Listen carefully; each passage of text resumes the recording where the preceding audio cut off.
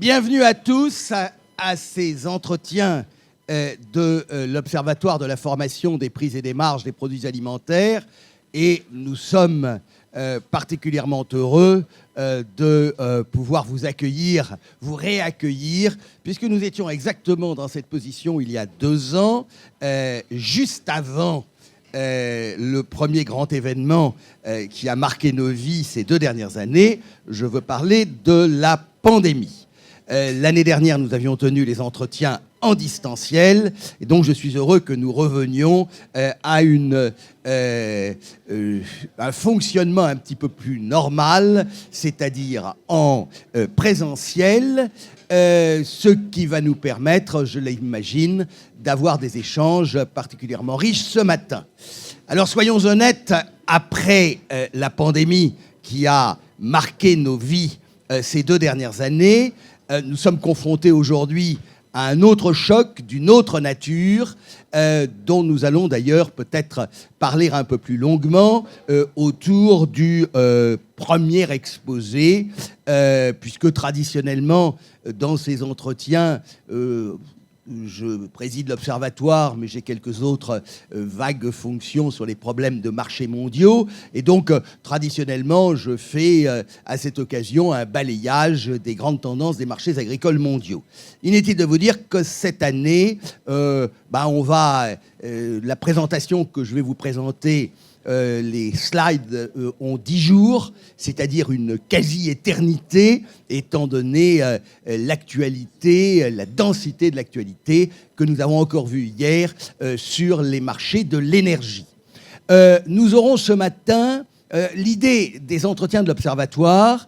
Je vous rappelle que l'Observatoire, il a une fonction extrêmement précise de par la loi qu'il a fondée il y a maintenant un peu plus de 10 ans. C'est de remettre chaque année un fort volume qui est un petit peu la Bible des relations économiques entre les différents maillons des chaînes alimentaires, donc le rapport au Parlement que toute l'équipe de l'Observatoire est en train de préparer, qui fait l'objet de discussions à l'intérieur de nombre de groupes de travail, et que normalement nous devrions être capables de remettre au Parlement fin mai, début juin, en jouant bien entendu des créneaux électoraux que cette année peut nous laisser. Mais au-delà de ce travail qui permet finalement de suivre l'ensemble des produits agricoles pratiquement du champ à l'assiette, nous avons pensé depuis quelques années, c'était à l'initiative du secrétaire général de l'époque, Philippe Boyer, qu'il était aussi intéressant de réunir un petit peu la communauté académique, des chercheurs, etc., pour prendre un peu de recul par rapport aux événements du très court terme et de faire un petit peu le point sur un certain nombre de sujets qui nous paraissent importants, et en particulier de voir ce que les différentes équipes de recherche dans les écoles, à l'INRAE, dans les instituts techniques, pouvaient avoir d'intéressant à communiquer. C'est ainsi que ces entretiens se sont tenus maintenant depuis 5 à 6 ans. Et ce matin, après, je reviendrai sur le premier chapitre que nous traiterons. Ce matin, nous sommes heureux de recevoir Boris Duflot, qui est ingénieur agronome, qui travaille à l'IFIP, l'excellent institut technique de l'élevage porcin. Je recommande toujours la lecture de Baromètre Porc, et qui va nous entretenir d'un sujet que je crois fondamental et auquel personnellement j'ai toujours du mal à comprendre, dont j'ai toujours du mal à comprendre les tenants et les aboutissants, c'est l'économie porcine chinoise. En clair, nous avons vécu ces dernières années avec des débouchés porcins merveilleux en Chine qui avaient tiré les prix à plérin au plus haut. Nous avons constaté l'année dernière un repli très net des importations chinoises. Est-ce que la Chine a repris finalement son niveau de production post-peste porcine africaine? De quoi sera fait l'avenir? Comment est-ce que se restructure la filière porcine chinoise? Voilà toutes les questions que j'adorerais poser, bien entendu, à Boris Duflot. Et puis, nous avons aussi Sophie de Vienne, que tout le monde connaît, qui est professeure d'agriculture comparée à l'agro. Moi, je dis toujours à l'agro parce que c'est quand même ma référence, et qui, elle, va nous entretenir d'un sujet qui est sa passion et sur lequel, vous allez l'entendre, elle est admirablement éloquente, qui est de l'agroécologie. Et est-ce que, finalement, nous avons, bien entendu, du côté de l'Observatoire, on est horriblement matériel, chère Sophie, donc ce qui compte, c'est les coûts de production. Est-ce que l'agroécologie peut être une bonne réponse, y compris en termes de coûts de production? Et je pense que ce sera un point important. Je vous rappelle que l'agroécologie, c'est pas du bio, c'est de l'agriculture conventionnelle, mais avec des pratiques. Moi, n'étant pas un agro, étant un modeste marchand, je ne connais rien à ces choses-là, mais je pense que ce sera tout à fait important. Et puis, on a un peu modifié le programme, puisque je vais vous faire mon petit topo habituel, actualisé à ce matin, pratiquement, mais il m'a semblé que, même si mes informations ont parfois quelques jours, quelques heures de retard. Et il me paraissait important que nous ayons quelqu'un qui a vraiment les deux pieds dans la mer Noire, qui est directement sur les marchés. Et donc, j'ai demandé à notre ami Michel Portier, que nombre d'entre vous connaissent, qui préside Agritel, qui est une des plus belles structures françaises d'analyse sur les marchés mondiaux, et puis sur les marchés agricoles, et puis de conseil aussi aux agriculteurs, aux coopératives, etc. Avec Michel, nous avons des amis communs d'ailleurs en Ukraine. Il devait y avoir la Black Sea Grain Conference début avril. Et donc, j'ai demandé à Michel de m'apporter totalement la contradiction, de dire que, et d'actualiser très largement la situation telle qu'elle est aujourd'hui dans la partie agricole, finalement, de cette crise ukrainienne, sur laquelle, il me semble, on a dit beaucoup de choses. J'ai entendu certains journalistes, je vois une représentante de l'industrie des pâtes alimentaires, eh bien, certains journalistes s'inquiétaient du prix des pâtes. Et quand je leur expliquais, oui, mais vous savez, le blé de la mer Noire, c'est pas du blé dur. Ah bon? Mais c'est du blé quand même. Mais oui, mais c'est pas du blé dur. Et pour faire des pâtes, il faut du blé dur. Et le blé dur, c'est au Canada. C'est pas dans la mer Noire. Où il peut y en avoir beaucoup dans la mer Noire. Donc, mais voilà. Donc, il y a beaucoup d'inquiétudes qui traînent. Beaucoup de gens pensaient que l'Ukraine, le grenier à blé, il nous approvisionnait aussi, même en blé tendre. Donc, voilà. Donc, il y a un certain nombre de points sur lesquels il nous faudra quand même un peu revenir. Et je pense qu'avec l'aide de Michel, vous ressortirez d'ici avec une vision relativement claire, sachant que cette vision, elle sera du jeudi 3 mars à 10h du matin. Tout ce qui se passera ensuite, nous n'en serons pas totalement responsables. Donc voilà ce que je vous propose.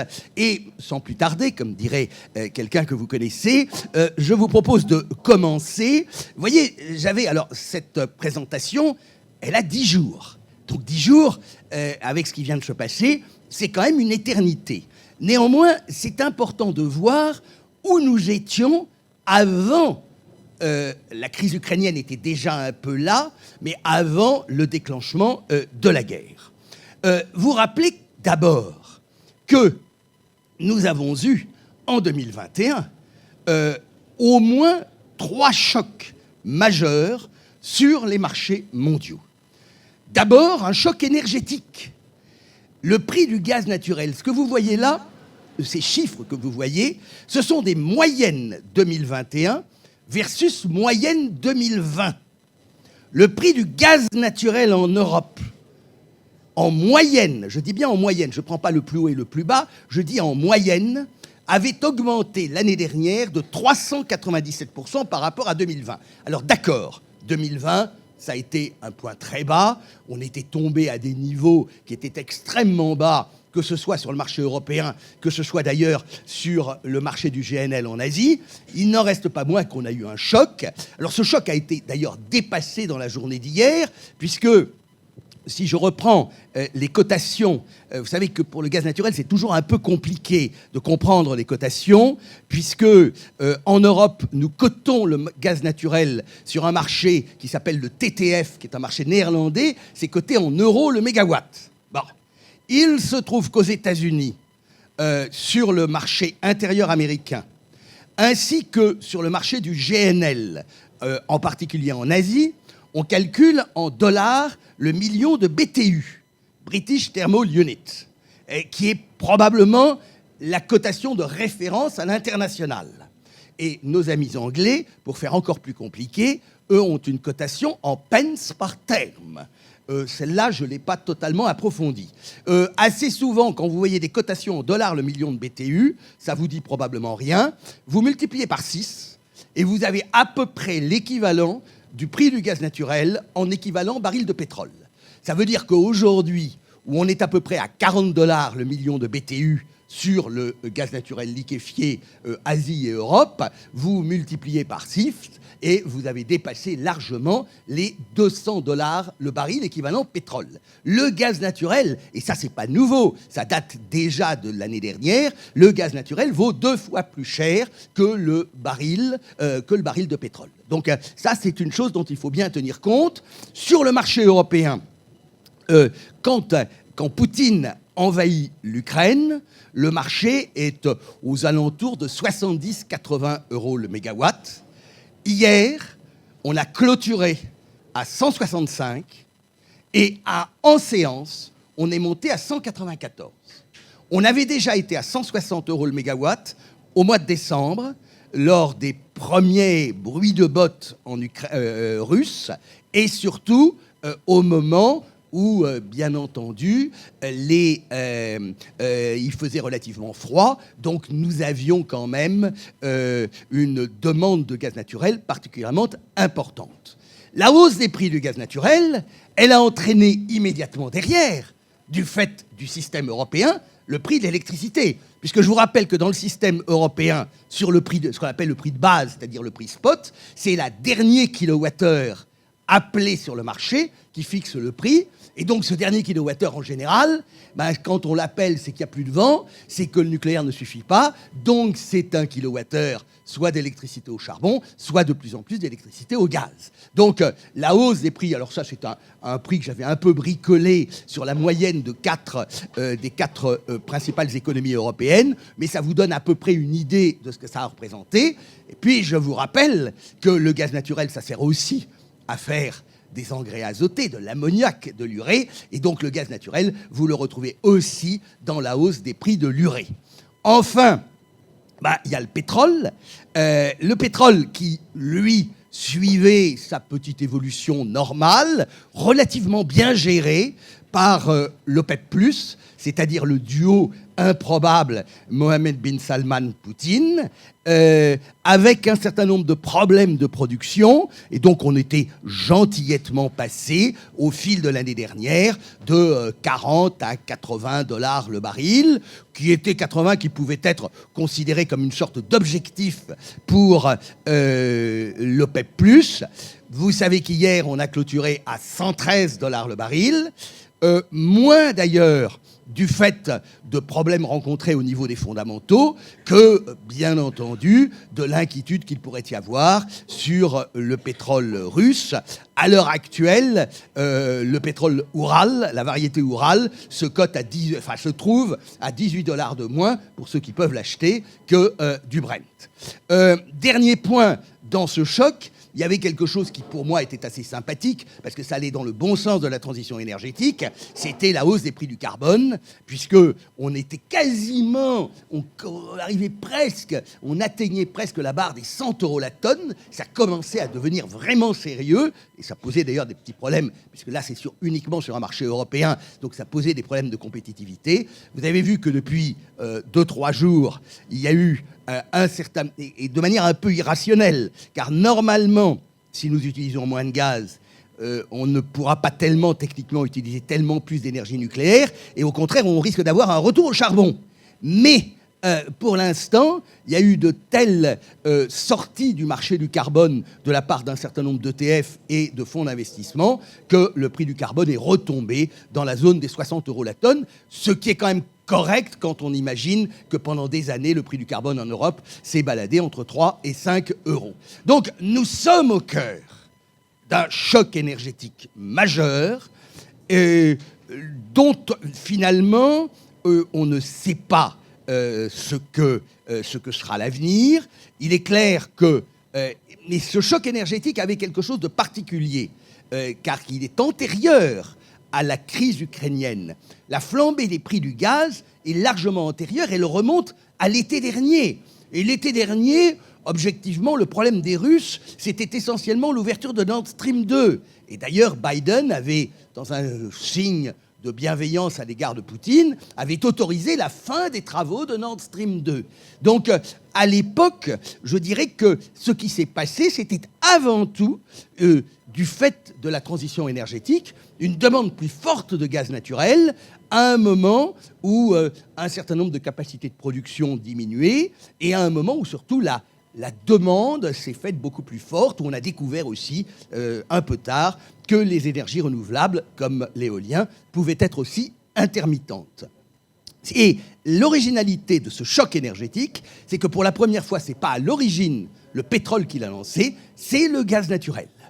À l'avenir, je me suis tellement trompé que je n'ose pas faire sur l'énergie quelques prévisions que ce soit. Sur le gaz, bien entendu, tout est suspendu à la situation ukrainienne, à la manière dont nous allons ou non, mais je pense qu'on le pourrait, arriver à se passer du gaz naturel russe. Ça, c'est une vraie question. Sur le pétrole, vous remarquerez qu'une des petites conséquences de la crise à l'heure actuelle, c'est l'accélération des négociations à Vienne entre les États-Unis et l'Iran, qui viserait au fond, et la pression est forte, pour ramener le pétrole iranien sur le marché mondial. C'est un potentiel de 1 à 2 millions de barils jour, et donc ça pourrait quand même, je dirais, faciliter un certain retour à la normale, sachant que de toute façon, la zone des $100 le baril, on y est installé pour un certain temps, et vous paierez votre carburant, pour ceux qui ne font pas, comme Sophie de Vienne, du vélo, ce que je trouve admirable, vous paierez votre carburant largement au-dessus de 2 € le litre pour le samplon 95. Choc énergétique d'abord. On a eu aussi, et ça il ne faut pas l'oublier, et il est important, y compris d'ailleurs dans le monde agricole, on a eu un choc logistique. Et on a toujours un choc logistique. Le fret conteneur, là j'ai pris un indicateur qui est la moyenne d'un certain nombre de routes de conteneurs, et dans certains cas, les augmentations ont été beaucoup plus considérables. Là encore, c'est moyenne 2021 par rapport à moyenne 2020. Vous voyez une augmentation quasi de 300%. En clair, une boîte que vous baladiez de Shanghai, d'un port chinois vers l'Europe, ça vous coûtait avant la crise 1000 ou 1500 $. Aujourd'hui, ça vous coûte entre 8000 et 10 000 $. Et encore, vous allez avoir des délais, vous allez avoir des retards, d'où cette ambiance de pénurie que l'on a pu vivre. Je vous rappelle que nombre de nos produits agricoles circulent aussi en conteneurs. On a eu, bon, c'est moins important, des tensions aussi sur le vrac sec, c'est-à-dire les navires qui transportent des minerais, mais aussi nos chers grains. Mais là, soyons honnêtes, on partait de très bas. Enfin, il faut rappeler, et ça c'était avant les événements ukrainiens, que nous avons eu aussi des chocs sur les marchés des matériaux, que ce soit les minerais et métaux, que ce soit un certain nombre de produits comme le bois, et ça c'est quand même important, y compris d'ailleurs pour le monde agricole et ses fournisseurs essentiels en termes de machines et autres. Les prix de l'acier, vous voyez, ont plus que doublé. Le prix du bois, alors là, ce que vous avez là, c'est l'évolution du prix de marché du bois aux États-Unis, mais en Europe, la demande américaine allait aussi jouer, et vous savez qu'il y a eu de fortes augmentations. Je vous avais mis le cuivre, je vous signale qu'hier, l'aluminium, parce que influence russe et influence aussi de l'énergie, l'aluminium a battu un niveau de record. On a de fortes tensions sur le nickel. Dans le cas de la Russie, nous avons quand même des dépendances importantes. Tous ceux d'entre vous qui ont une voiture à essence, dans cette voiture à essence, il y a un pot catalytique, et dans ce pot catalytique, il y a quelques grammes de palladium. Et le palladium, les 2 tiers de la production mondiale, c'est la Russie. Et donc, on pourra peut-être mettre du platine à la place, etc. Mais ça n'est pas totalement évident. Nous avons des dépendances aussi, notamment en Europe, sur le titane. Et nous en avons un petit peu aussi sur le nickel. Donc, c'est clair que là, nous avons donc un choc, là aussi, sur pratiquement la plupart des matières premières. Quand je regarde, et quand on a fait le bilan global des marchés en 2021, les seuls produits dont le prix avait stagné ou diminué en 2021 par rapport à 2020, c'était le cacao, malheureusement pour les producteurs, excellente production mondiale, c'était l'or, paradoxalement. Et puis, malheureusement, et c'est une chose dont nous allons parler avec Boris Duflot, c'était malheureusement le porc, mais ça lié, bien entendu, à la situation chinoise. Alors, dernier choc, choc agricole aussi. Vous voyez que là, vous devez tous avoir en tête les indicateurs calculés par la FAO. Là, c'est modestement ce que calcule Cyclope. C'est notre panier de produits alimentaires. Base 100 en janvier 88. Le sommet précédent, souvenez-vous, ça avait été la période de crise 2008, 2011, 2012. Le moment El Niño, la sécheresse. Souvenez-vous de la sécheresse en Russie. Ça devait être en 2010, Michel. Hein, la sécheresse lorsque on voyait la Russie qui flambait et l'embargo russe de juillet 2010, si mes souvenirs sont exacts. La sécheresse ensuite aux États-Unis en 2012 sur maïs et soja. Bien, là, on se retrouve à des niveaux à peu près équivalents. Alors, je vais vous en passer quelques-uns et puis on les actualisera rapidement. Alors ça, c'est la moyenne des hausses de prix. Même modèle de calcul, moyenne des hausses de prix en 2021 par rapport à 2020. Finalement, le secteur qui a été le plus tendu, c'est important, parce que là, nous sommes avant la crise. On a beaucoup parlé, par exemple, du tournesol et des oléagineux à l'occasion de l'Ukraine, mais il faut bien se rendre compte que ceci intervient dans une situation qui était déjà très tendue. Vous voyez que pratiquement le prix de l'huile de soja avait doublé. Et je répète, ce sont des moyennes annuelles. Donc moyenne annuelle, c'est quand même quelque chose de... ça lisse quand même les excès d'un côté ou de l'autre. En réalité, l'huile de palme, par exemple, qui est cotée en ringgit à Kuala Lumpur, a battu ses records, n'a jamais coûté aussi cher. Vous voyez les hausses que vous voyez là, que vous retrouvez aussi, j'attire votre attention, sur le sucre. D'accord, il partait de relativement bas. Sur les produits laitiers, le beurre et la poudre. Et les seuls que l'on retrouve en négatif, bon, j'avais parlé du cacao, mais là, je ne l'avais pas mis là, le riz. Parmi les céréales, les prix du riz sont restés relativement stables, avec des différences suivant les origines. Le riz indien tirant un petit peu ses petits camarades vers le bas, et puis la baisse des prix du porc. Ce sont des moyennes que je dois à nos amis de l'IFIP.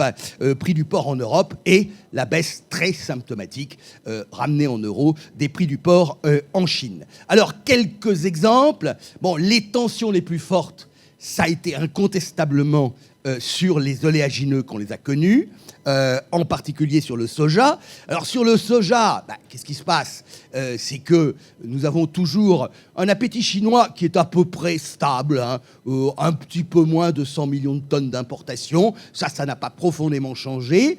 Qu'est-ce qui s'est passé récemment? Essentiellement, alors certes, a priori une très bonne récolte américaine, donc ça c'était la bonne nouvelle, et c'est ce qui explique la baisse des prix sur la deuxième partie de 2021.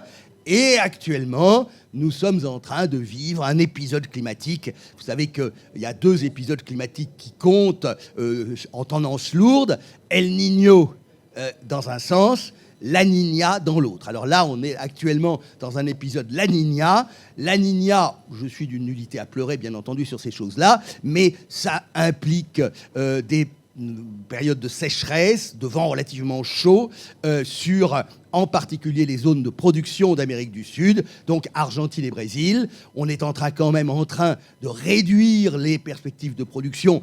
Alors pas de beaucoup, de quelques millions de tonnes, mais cela suffit largement pour motiver cette hausse des prix. Je le répète, largement motivée aussi par les tensions que l'on enregistre sur le monde des huiles. Vous voyez, je vous disais, huile de palme en Malaisie, jamais les prix n'ont été aussi élevés. Alors, à cela, deux raisons.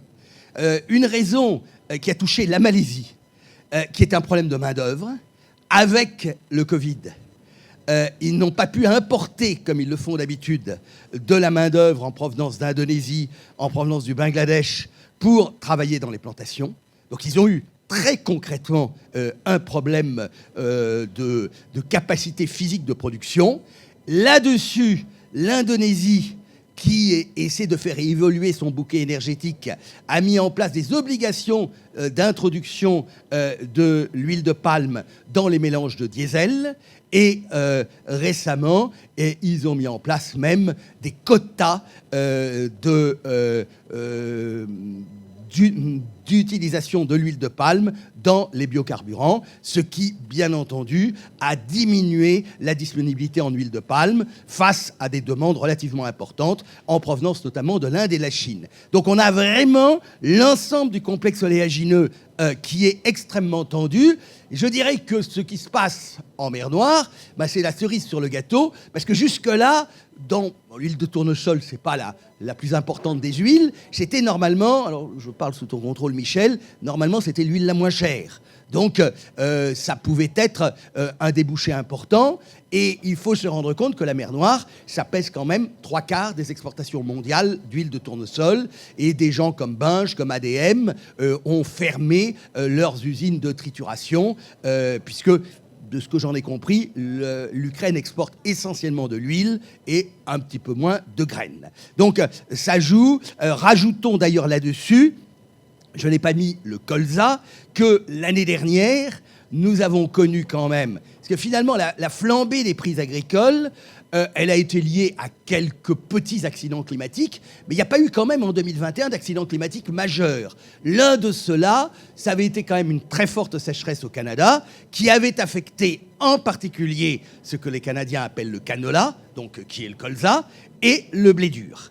Et on avait déjà donc de fortes tensions sur le marché du colza. Je crois même que pour la première fois, le Canada a importé, j'ai vu passer l'annonce la semaine dernière, a importé du colza. Le maïs, même histoire, je dirais, que le soja. Et vous voyez, alors actuellement, là, ce sont les prix de Chicago en dollars le boisseau. On doit être actuellement au-delà de 7 $ le boisseau. Michel, on est à combien ? 7,60, ben voilà, 7,60. Donc, vous voyez, on se retrouve à des niveaux que l'on n'a pas connus depuis 2012 à peu près. Sur le blé, et le blé était resté relativement raisonnable, dirais-je. Là, on a ramené en euros par tonne à la fois le prix de marché en France, c'est la courbe bleue, et puis le prix à Chicago. Alors, ce sont des moyennes mensuelles. Vous savez qu'au mois de novembre, on avait passé la barre des 300 € la tonne pour quelques jours, et aujourd'hui, on est à combien ? Sur le blé. Oui, sur le rapproché, ouais. Et nouvelle récolte, tu me le mets à combien ? Comment ? Voilà, 280, oui, ce qui est quand même pas mal. Tu vois, lundi, on était à 270 sur la nouvelle récolte, et le déport n'était pas énorme. Ça m'avait frappé. Mais là, je pense que Michel nous l'expliquera, on a véritablement des problèmes importants sur le rapproché liés à la paralysie de la mer Noire. Mais j'attire votre attention sur le fait que le blé était relativement resté raisonnable. Je vous en passe un dernier, le rebond du sucre. Ça, même si le sucre n'est pas directement concerné, ça ne fait pas partie du portefeuille de l'Observatoire, nous ne traitons pas de la filière sucre. Bon, il n'en reste pas moins que c'est un produit important. Et donc, vous voyez, on était à des niveaux extrêmement bas. Quand on est à 10 cents la livre, il n'y a pas un producteur dans le monde qui couvre la réalité de ses coûts de production. Même les Brésiliens éventuellement, avec un réal qui ne cesse de diminuer, mais quand même. Et vous voyez, là, quand on monte à 20 cents, on doit être à 18 cents aujourd'hui. On est à des niveaux qui commencent à peu près à être corrects, même si dans ce cas-là, le marché mondial mondial est relativement élevé par rapport à un marché européen qui a du mal à suivre. Vous venez de prendre un café. Alors là, je vous signale la hausse des prix du café. Ça n'a rigoureusement rien à voir, parce que là, il y a eu à l'été dernier, au mois de juillet dernier, donc hiver de l'hémisphère austral, il y a eu des gelées au Brésil, dont nous n'avons toujours pas totalement mesuré l'ampleur, qui auraient concerné, suivant les estimations, entre 10 et 30% de la production d'Arabica. Ça a joué incontestablement, et c'est ce qui explique la flambée des cours. Là aussi, on partait de niveaux extrêmement bas. Là, ce que vous voyez, c'est le mélange Arabica et Robusta. L'Arabica est monté encore plus haut. Le Robusta, par contre, est resté relativement bas. Le grand problème du Robusta ayant été de disposer, car vous savez peut-être que le premier producteur mondial de Robusta, c'est le Vietnam, eh bien, il y a toujours d'énormes problèmes logistiques. Il n'y avait pas de conteneurs. D'abord, les ports ont été fermés pendant un certain temps. Il n'y avait pas de conteneurs à charger, au point qu'un certain nombre de traders sont revenus à ressortir des vraquiers dans lesquels ils mettaient des sacs de café pour essayer quand même d'arriver à sortir du café. Voilà un petit peu une vision globale. Alors, pourquoi, et je suis avant l'Ukraine, pourquoi ces hausses ? D'abord, effectivement, quelques problèmes climatiques. Soyons honnêtes, ça n'est pas majeur. On n'est pas en face d'un événement El Niño comme on l'avait eu, si vous en souvenez, en 2007-2008. Non, on a eu quelques sécheresses au Canada, j'en ai parlé, pour le blé dur et le colza. On a eu quelques sécheresses en Chine aussi, et il ne faut pas oublier que la Chine a été touchée par une sécheresse très importante, notamment dans le Yunnan. On a eu ces gelées au Brésil dont j'ai parlé, mais qui ont affecté aussi, pas seulement d'ailleurs le café, mais qui ont affecté aussi la canne à sucre de manière moins importante. Et puis, l'événement majeur, c'est la Niña en Amérique du Sud. Mais je pourrais compenser et vous dire que, par exemple, l'Australie a fait cette année presque sa récolte du siècle. Et ils commencent même à avoir des problèmes, même sur des produits comme le sorgho, ils savent pratiquement plus qu'en faire. Donc, on a quand même, et vous allez le voir, on a globalement des récoltes céréalières, des récoltes mondiales de grains qui sont, je dirais, à des niveaux quasiment records. On a eu, bien entendu, notre lot, avant même l'Ukraine, de tensions géopolitiques. Par exemple, on les oublie un petit peu, les tensions entre la Chine et l'Australie.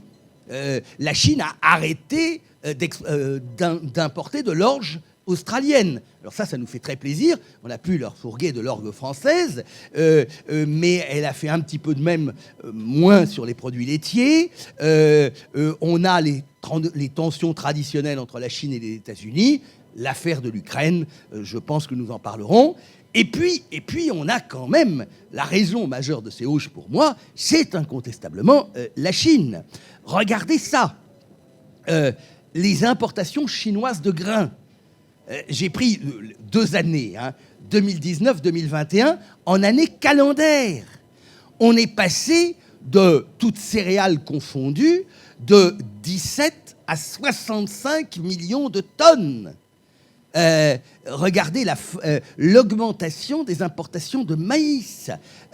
Aujourd'hui, finalement, la Chine joue le même rôle que jouait l'URSS dans les années 80. Dans les années 80, l'URSS a importé grossièrement une 50aine de millions de tonnes de céréales chaque année.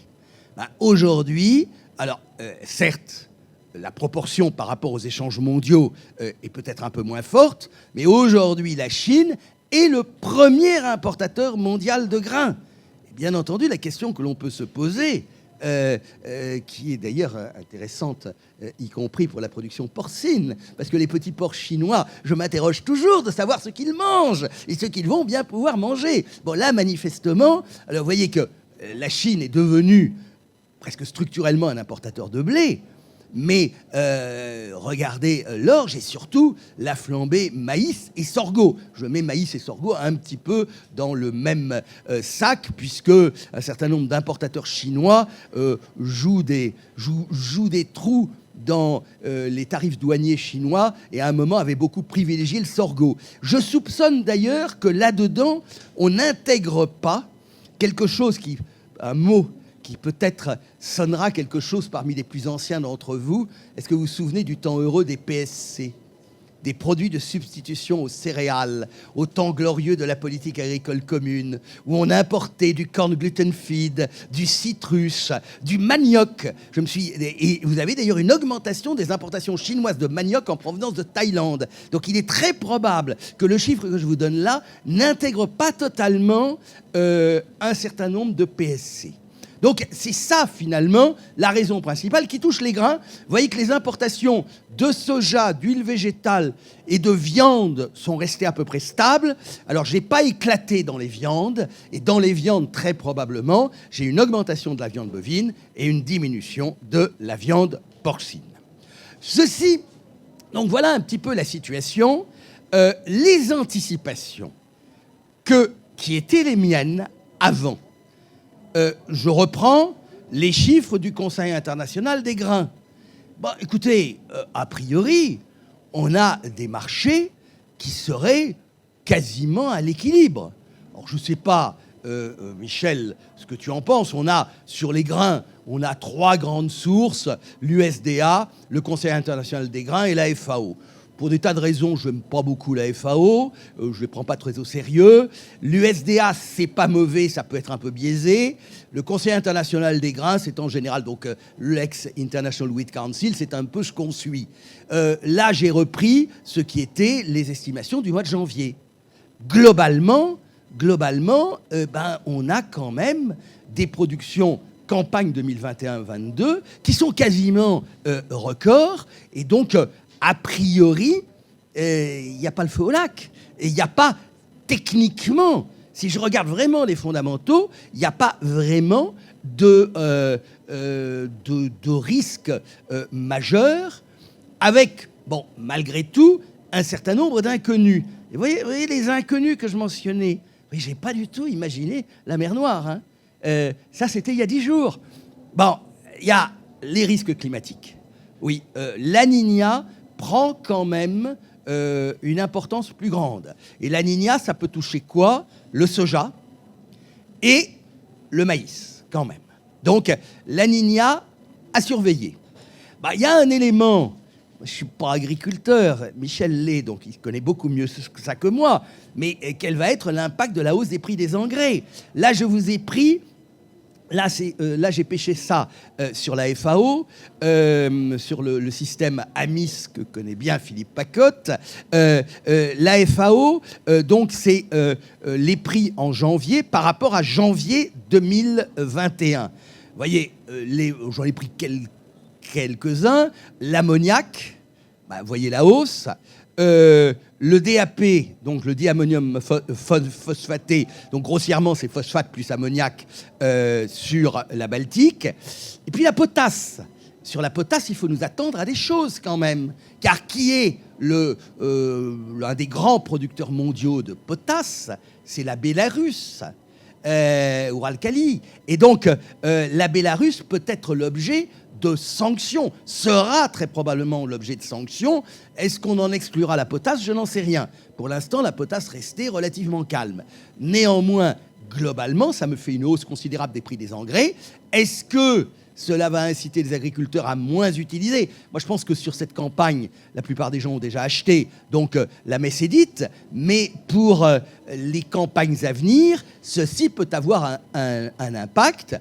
Et puis j'avais, et je continue à avoir l'inconnue chinoise, car pour moi, la vraie question, c'est de savoir, est-ce que la Chine va maintenir des niveaux d'importation de grains identiques à ce qu'elle a eu en 2021, ou bien est-ce que ça a correspondu à un moment particulier, et est-ce que la Chine va revenir à des niveaux, je dirais, peut-être un peu supérieurs à ceux de 2019, mais le niveau de l'année 2021 serait considéré comme un niveau record. Ça, c'est une vraie question qui, d'ailleurs, et ça permettra à Boris Duflot de faire une liaison là-dessus, parce que l'une des vraies questions, c'est que va-t-il en être de la production de viande porcine en Chine? Est-ce qu'ils vont continuer à importer ou non? Et si j'en ai bien compris, ils ont reconstitué quand même l'essentiel de leur cheptel. Ils sont revenus, fin de l'année dernière, à des niveaux de production presque pré-pandémie, mais eux, notre pandémie à nous, c'est-à-dire la peste porcine africaine. Est-ce qu'ils vont continuer à ce moment-là pour nourrir ces animaux à importer? À quel niveau? C'est là la question majeure. Alors, à cela, je vous laisse méditer là-dessus, sur ce qu'étaient les prévisions de Cyclope, moyenne 2022 par rapport à moyenne 2021. Donc, moyenne sur moyenne. Hein. C'était nos prévisions telles qu'elles ont été faites il y a aux alentours du 20 janvier. Il y a une éternité, vous en conviendrez, sur lesquelles, vous voyez, on était quand même, et j'étais, alors Michel ne partage pas toujours, mais j'étais plutôt baissier, vous le voyez. Je tiens à vous signaler, pour aggraver mon cas, que la prévision, parce qu'on fait des prévisions pour toutes les matières premières, que la prévision pour le pétrole était de 75 $ le baril en moyenne pour 2022. Alors, en ouvrant un certain nombre de parapluies, le premier parapluie était un parapluie sanitaire, c'est-à-dire l'idée que nous allions vers un atterrissage en douceur de la pandémie, un soft landing de la pandémie. Alors, je ne sais pas si ça existe. En économie, les soft landings, ça n'existe pas vraiment. En général, on ne connaît que les hard landings. Je ne sais pas si en santé, on peut parler de soft landing, mais c'était l'hypothèse. On imaginait aussi un monde où tout le monde s'aime d'amour tendre, c'est-à-dire pas de crise géopolitique majeure, et enfin, pas de crise climatique. Avec des parapluies comme ça, vous pouvez toujours faire toutes les prévisions que vous voulez. Vous trouverez des tas de raisons pour expliquer pourquoi vous vous êtes trompé. Mais voilà la situation telle qu'elle était. Il est clair que, si je reviens là, il me faut rajouter dans ces risques le risque ukrainien, le risque mer Noire. Et finalement, autant on s'attendait à ce que le pourrissement de la situation, voire ce que nul d'entre nous objectivement n'avait imaginé, c'est-à-dire le déclenchement d'une guerre conventionnelle, allait avoir des conséquences dans le champ de l'énergie, pouvait en avoir dans le champ des métaux. La dimension agricole nous avait peut-être un petit peu échappé. La mer Noire, je vous rappelle, 1/3 des exportations mondiales de blé, 20% des exportations mondiales de maïs, 3/4 des exportations mondiales d'huile de tournesol. Voilà, grossièrement, la situation de la mer Noire, en prenant uniquement Russie et Ukraine. Je vous rappelle que sur la mer Noire, il y a quand même un peu de blé du Kazakhstan qui passe par là, et puis qu'il y a quand même aussi la Roumanie et la Bulgarie qui peuvent être touchés par des incertitudes maritimes. La situation, l'année dernière, l'Ukraine a fait d'excellentes récoltes et donc était déjà au cœur d'une campagne d'exportation dépassant largement ce qu'elle avait fait les années précédentes. Ce qui était un des éléments d'ailleurs qui avait quand même un peu pesé sur les prix. Si on reprend d'ailleurs le blé ici, non, c'est moins clair, mais on voit qu'il y avait eu quand même plutôt, mais on le retrouve aussi un petit peu sur le maïs, on a vu quand même sur le deuxième semestre des baisses de prix plus ou moins marquées. Aujourd'hui, la situation telle qu'elle me semble, c'est que tout est paralysé, la campagne n'est pas finie, il y aurait encore entre la Russie et l'Ukraine 13-14 millions de tonnes de blé, à peu près autant de maïs à sortir. Il peut y avoir des craintes sur les emblavements des blés de printemps. Et ce qui est clair, c'est que autant les prévisions que je vous ai données sur la campagne à venir étaient relativement favorables, autant sur le rapproché, un certain nombre de pays se trouvent directement confrontés à des problèmes d'approvisionnement. Et donc, aujourd'hui, il me semble que les conséquences de la guerre d'Ukraine, nous les mesurons à deux niveaux. D'une part, des problèmes de disponibilité, des problèmes de contrats et d'appels d'offres qui ne pourront pas être honorés. L'Égypte a encore annulé un appel d'offres. Bon, in fine, ils arriveront à en trouver du blé. Ils le paieront simplement beaucoup plus cher. Il y a quand même des disponibilités australiennes. L'Inde peut venir à l'exportation. La France, entre nous, avait quelques problèmes de réalisation d'exportation, puisque nos amis algériens, qui n'avaient pas goûté les discours macroniens, estimaient que le blé russe était 100 fois meilleur que le blé français. Mais globalement, le problème sera quand même, pour un certain nombre de pays, d'avoir à trouver des disponibilités, et s'ils les trouvent, à les payer relativement plus cher. Et puis, globalement, nous vivons quand même une période de forte tension sur les prix, et j'ai du mal à faire comprendre que les prix mondiaux, ce sont aussi les prix européens. Et donc, quelque part, même si un pays comme la France n'importe probablement pas une tonne, on importe peut-être un peu de maïs ukrainien, et encore, un peu. Oui. Comment ? Oui, mais enfin, c'est je dirais, relativement secondaire. Nous sommes exportateurs de blé. Il y a beaucoup de Français qui l'ont découvert. C'est important, finalement, cette crise, parce que ça va permettre peut-être de faire passer au grand public l'idée que la souveraineté alimentaire, c'est quand même quelque chose d'important. Et que quand on parle de sécurité alimentaire, autrefois, souvenez-vous, la sécurité alimentaire, c'était la sécurité des approvisionnements. Aujourd'hui, la sécurité alimentaire, c'est la qualité des aliments. Or, les Français n'ont jamais mieux mangé en termes de qualité, et ils ont l'impression de voir la qualité de leur alimentation se dégrader, mais ils ne savent pas que leurs parents ont connu quand même des trucs qui s'appelaient des tickets de rationnement. Voilà, j'ai retrouvé, petite anecdote, dans de vieux papiers, des vœux à mes grands-parents du 31 décembre 1945, où ma maman disait « Oh, ce qui est bien, c'est que nous avons enfin des tickets pour le pain ».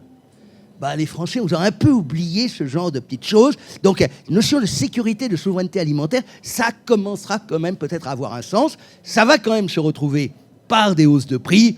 On ne va pas les retrouver dans le pain ni rien. Mais par contre, il y en a qui sont en première ligne, ce sont en particulier les éleveurs, et je pense notamment aux éleveurs de porc, qui sont confrontés à un double ciseau, celui de ces méchants Chinois qui ne veulent plus importer nos très beaux porcs, et celui de la hausse du prix de l'aliment. Bon, voilà un petit peu ce que je voulais vous dire. Vous apprécierez peut-être ma citation de conclusion qui était bien, et finalement Churchill, qui a connu des heures aussi un petit peu difficiles, nous disait bien qu'on a peu de maîtrise du futur et encore moins sur le passé. Donc ceci, c'est vraiment pour me dédouaner. Et ce que je voudrais maintenant, c'est passer la parole à Michel Portier pour qu'il... j'ai bien conscience d'être resté quand même dans un flou artistique, mais je voudrais que, Michel, tu nous fasses un petit peu l'état des lieux, tel que tu vois cette crise. On t'a rajouté en vedette américaine, mais je pense que là, tu nous apporteras un peu de concret dont nous avons terriblement, terriblement besoin aujourd'hui. Et on fera un petit débat après. Bien, merci Philippe. Je te rassure, tu n'as pas dit de grosses bêtises, hein, donc pas de souci. Donc merci à tous d'être présents. Vous ne m'en voudrez pas si je pense à nos équipes en Ukraine aujourd'hui, puisque... Oui, un ami commun, mais... Oui, moi je parle à mes Français en Ukraine et à mes équipes égoïstement en Ukraine, qu'on a réussi au final à évacuer nos derniers consultants seulement hier matin, qui sont partis sur le Lviv. Voilà, donc la situation effectivement elle est inédite et on a des cours qui flambent sur le rapproché parce que la problématique n'est pas tant le bilan. Le bilan que Philippe vous a montré sur les céréales relativement équilibré, c'est un bilan que nous, on utilise peu, Philippe, pour une raison bien simple, c'est qu'il ne prend pas en compte les principaux pays exportateurs et qui raisonne globalement. Or, ce que je pense, c'est qu'il faut recorriger ces bilans de deux choses. Un, exclure la Chine, puisque la Chine, dans les bilans, pèse un poids important, mais que la Chine produise ait une bonne récolte ou une mauvaise récolte, ça influence très peu le marché mondial. D'une manière générale, je parle pour le blé principalement, même pour le maïs bien souvent. Donc dans les bilans globaux, si on veut être très précis, il faut exclure la Chine et retraiter ça, non pas en volume global, mais en ratio stock sur consommation. Vous allez bien me comprendre, c'est si j'ai un stock de 100 millions de tonnes il y a 10 ans et un stock de 100 millions de tonnes aujourd'hui, ça n'a plus rien à voir, donc, puisque la consommation a fortement augmenté. Donc nous travaillons systématiquement sur un ratio stock sur consommation des disponibilités des 7 principaux pays exportateurs. On exclut souvent un peu le Kazakhstan. Alors bon, ça c'est tout simplement pour vous déterminer comment on travaille. Et lorsqu'on travaille avec ces données-là, c'est-à-dire ratio stock sur consommation des 7 principaux pays exportateurs, ça fait 3 années de suite que nous sommes en déficit d'offres par rapport à la demande. Ce qui vous explique que, d'une manière générale, nous estimons de toute façon que même avant la crise ukrainienne, ça faisait, et je crois qu'on l'avait déjà partagé avec Cyclope, nous avions changé de phase en termes de prix agricoles. Ça fait déjà depuis peut-être 3-4 ans que nous sommes partis sur une structure, ce qu'on appelle des prix long terme orientés à la hausse sur les matières premières agricoles. Alors quand je dis orientés à la hausse, soyons clairs, jamais nous aurions pensé que le prix du blé sur l'échéance Mars-Euronext, hier soir, allait clôturer à 360 € la tonne. Il faut être extrêmement modeste. C'est quelque chose d'inédit. Alors pourquoi est-ce que ça monte à 360 € la tonne? Et puis, vous m'excuserez, je ne vous dirai pas jusqu'où ça va aller parce que je n'en sais rien. Tout simplement pour une raison principale, c'est qu'on estime que entre fin février et puis la prochaine récolte, donc juin-juillet 2022, on estimait que l'Ukraine avait encore à exporter quasiment 6 millions de tonnes de blé et la Russie, je me fixe à leur quota 8 millions de tonnes de blé. Donc ces 14 millions de tonnes de blé qui devaient être exportées entre aujourd'hui et juin, quasiment, malheureusement, sauf un cessez-le-feu et un retrait des troupes russes demain matin, ce que malheureusement on n'anticipe pas, on les retire du marché en termes de disponibilité. Alors si on les retire du marché en termes de disponibilité, qui est-ce qui est affecté en premier? Mais déjà, il y avait environ 500 000 tonnes de blé achetées par l'Égypte, premier pays importateur de blé au monde, 500 000 tonnes de blé qui devaient être chargées sur mars, avril, mai. Ces 500 000 tonnes-là, il y aura défaut pour cas de force majeure, et donc l'Égypte va devoir, ou plutôt les chargeurs, et l'Égypte vont devoir se tourner vers d'autres origines. L'Égypte tente, comme l'a dit Philippe, de lancer de nouvelles appels d'offres. L'avant-dernier appel d'offres, il n'y avait qu'une offre et l'Égypte a des règles, il faut au minimum 2 offres pour pouvoir souscrire, donc elle a abandonné son appel d'offres. Le dernier appel d'offres de semaine dernière, il y avait 3 offres, dont les 2 premières françaises. Pour donner un petit peu la compétitivité du blé français à l'heure actuelle sur la scène internationale, et il est compétitif si on exclut donc la Russie et l'Ukraine qui ne sont plus présents. Donc, et l'Égypte a quand même annulé cet appel d'offres parce qu'ils ont trouvé les prix trop chers. Combien de stocks a l'Égypte devant elle? Officiellement 4 mois, je dis officiellement parce que c'est toujours un peu compliqué de valider ces chiffres-là. Donc l'Égypte devra revenir aux achats, donc il va falloir qu'elle retrouve très rapidement 500 000 tonnes de blé. Là, je parle sur les tenders qu'elle avait déjà souscrits sur le bassin mer Noire et qui vont faire défaut. Un autre acteur majeur, c'est l'Algérie, tu l'as évoqué Philippe, qui avait acheté 1,5 million de tonnes de blé pour rechargement mars, avril, mai. Donc ces 1,5 million de tonnes de blé, il va falloir que l'Algérie les trouve ailleurs aussi. Donc l'Algérie a annoncé que finalement il retrouvait l'origine française assez assez acceptable comme par hasard, et que finalement la géopolitique, on pouvait la remettre au second plan dans les conditions actuelles, ce qui vous explique que très certainement, et je parle peut-être sous le couvert de France Export Céréales, le stock de report qui était estimé le mois dernier encore en France en blé à 3,5 millions de tonnes va certainement fondre un petit peu comme neige au soleil, et on va se retrouver avec des stocks de report minimum. Donc on a des prix sur le court terme qui flambent, monté à 360 € la tonne hier sur l'échéance mars Euronext, pour une raison précise aussi, hein, c'est n'oubliez pas que sur Euronext, c'est un marché à livraison. Quand je dis c'est un marché à livraison, c'est-à-dire que si vous avez acheté du blé et que vous restez, vous ne le revendez pas, vous restez jusqu'au bout, vous pouvez aller chercher à livraison ce blé sur Rouen. C'est le principe de base des marchés à terme, des marchés à livraison. À la dernière heure du dernier jour de la dernière échéance, le papier devient du physique. Oui. Ça, c'est essentiel.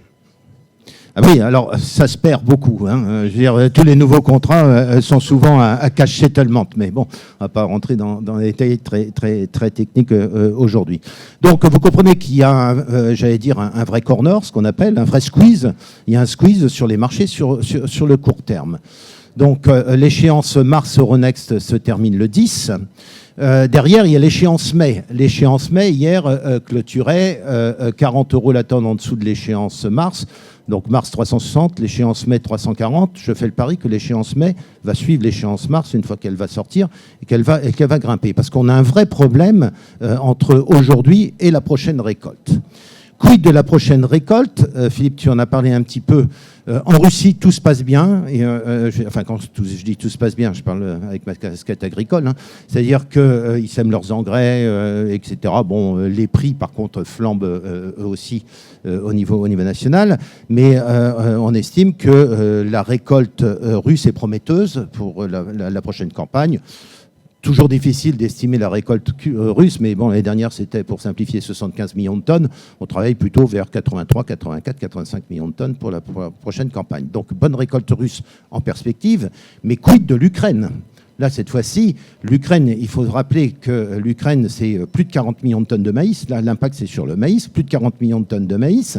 L'Ukraine, on estime qu'il y a encore à sortir jusqu'à la prochaine campagne de récolte de maïs, donc septembre-octobre, qu'il y a encore 18 millions de tonnes de maïs à sortir. Ces 18 millions de tonnes de maïs, je ne sais pas comment ils vont sortir. Pour l'instant, de toute façon, ils ne sortiront pas puisque les ports sont un petit peu endommagés. On a du mal à savoir si Odessa est très impacté ou pas. Apparemment, il y a des mines, etc. Bon, tout est tas de causes. Il n'y a plus aucun chargeur qui met un bateau sur la mer Noire aujourd'hui. Cargill en a fait la douloureuse expérience il y a 10 jours.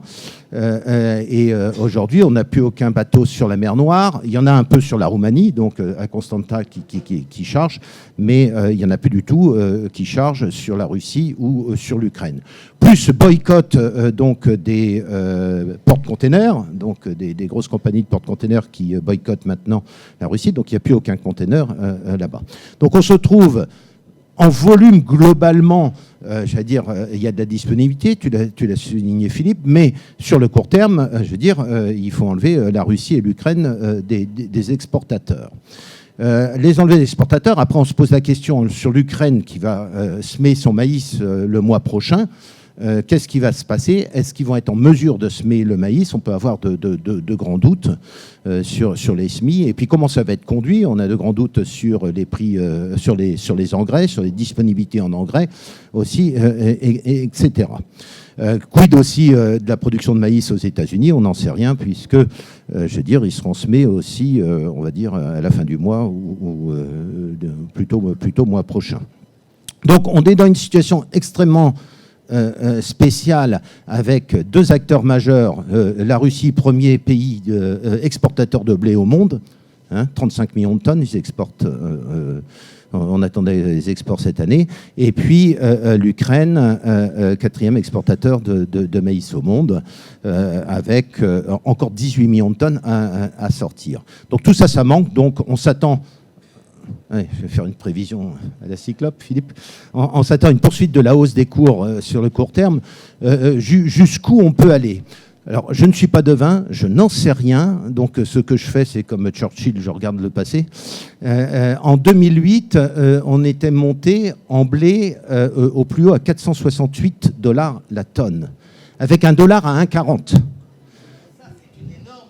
Une énorme différence, parce que cette fois-ci, si je le traduis avec un dollar à 1,10, on est en dessous de 1,11 ce matin, hein, un traduit à 1,10, ça nous fait du blé à 430 € la tonne. Donc, aujourd'hui, le blé, comme je vous l'ai dit, échéance mai, qui est à 360, qu'il aille à 420 ne me choquerait pas énormément. Si je prends cette référence de 2008, hein. Ça vaut ce que ça vaut, hein, m'excuserez, mais ça vaut ce que ça vaut aujourd'hui. Donc, on est dans une situation inédite. Moi, tout comme Philippe, on a quelques dizaines d'années de carrière maintenant sur les marchés. Je n'ai jamais vu ça, ni avec la crise des subprimes, ni avec donc 2008, ni 2010 avec sécheresse, ni 2012, etc., ni avec les embargos russes et compagnie. Je n'ai jamais vu une volatilité pareille. Vendredi matin, à l'ouverture, donc à 10h44 pour être précis, le blé sur Euronext est monté de 50 € la tonne. Je n'ai jamais vu ça. Le colza est monté de 100 € la tonne pour finir le soir en baisse. C'est complètement inédit. Donc il y a des dégâts sur les marchés aussi, qui sont liés aussi d'un point de vue technique à ce qu'on appelle aux appels de marge sur les marchés.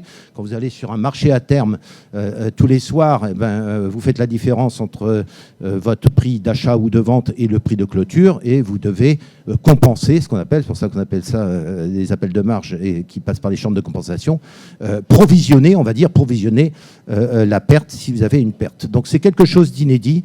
Il va y avoir des dégâts dans le marché. Et puis, bon, je vais peut-être terminer parce que je crois que le secteur cochon est important. Je vais prendre 2 secondes ma casquette d'agriculteur. Alors, pour vous donner une petite idée, il y a un an, j'achetais de l'engrais azoté à 200 € la tonne. Là, en réapprovisionnement, je suis à 650 à peu près €-tonne. Donc, je calcule toujours, on calcule chez nous un prix de revient de la tonne de blé pour une ferme standard. Alors, quand je dis ça à des agriculteurs, non, c'est beaucoup plus bas, non, c'est beaucoup plus haut. Non, bref, je veux dire, pour une ferme standard, je prends un rendement moyen de la ferme France, 7 tonnes 4 hectares, etc. Et puis un achat d'engrais moyen, etc., etc. Il y a un peu plus d'un an, on estimait que le coût de revient de la tonne de blé était autour de 160 € la tonne. On est passé, avant la crise ukrainienne, à un coût de revient à 200 € tonne. Je pense qu'aujourd'hui, les premiers prix d'engrais qu'on a, de toute façon, ils n'ont pas duré longtemps, hein, les prix d'engrais pour la récolte 23, je suis déjà dans la prospective, c'est-à-dire des prix d'engrais qui vont commencer à être livrés cet été, quoi, juin, juillet, août, etc. Les premiers prix étaient à 450-460 € tonne, et aujourd'hui, il n'y a plus de prix d'engrais, très clairement, puisque le gaz, on ne l'a pas. On est très dépendant des importations de gaz. Hein. Là, tu connais mieux le sujet que moi. Moi, je crois que la France, c'est 24% du gaz russe, grosso modo.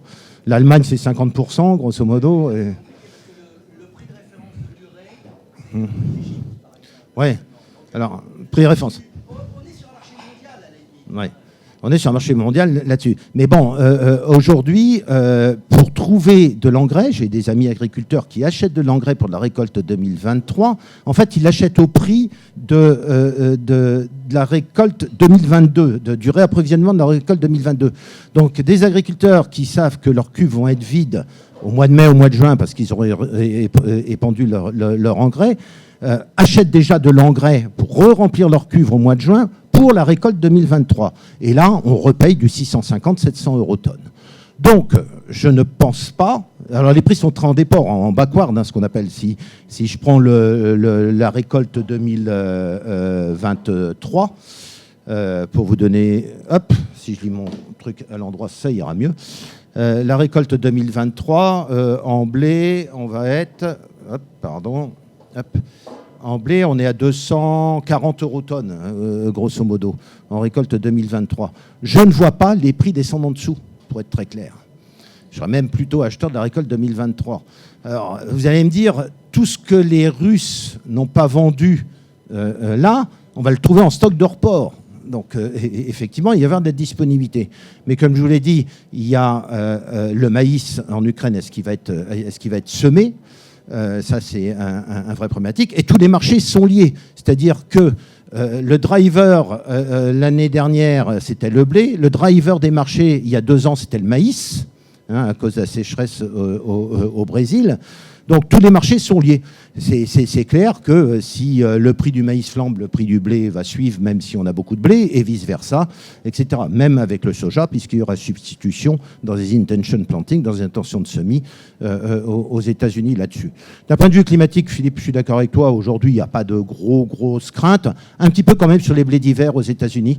Où il y a de la sécheresse et on nous a signalé un petit peu de gel, etc. Et puis vous savez que les marchés américains, la bourse de Chicago reste très driver des marchés. Voilà, donc situation extrêmement compliquée, inédite, volatilité inédite. Et puis donc, bon courage à tous et merci de votre attention. Bien. Merci Michel. À moins qu'il y ait une question totalement urgente, dans la mesure où on a explosé, bien entendu, le timing, mais j'en suis le premier responsable, je prie mes collègues conférenciers de m'en excuser. S'il n'y a pas de questions majeures, et parce qu'il y a finalement un lien total, ce dont nous venons de parler, c'est quand même aussi directement le prix de l'aliment. Qui concerne les porcins, les volailles, un petit peu la viande bovine, le veau. Donc on se retrouve quand même dans une situation qui nous concerne directement. Et dans mon ciseau des prix, d'un côté j'ai l'aliment, de l'autre j'ai le prix du porc. Et quand je regarde le prix du porc, j'ai la Chine. Boris Duflot, à vous. Alors respectez bien entendu le timing.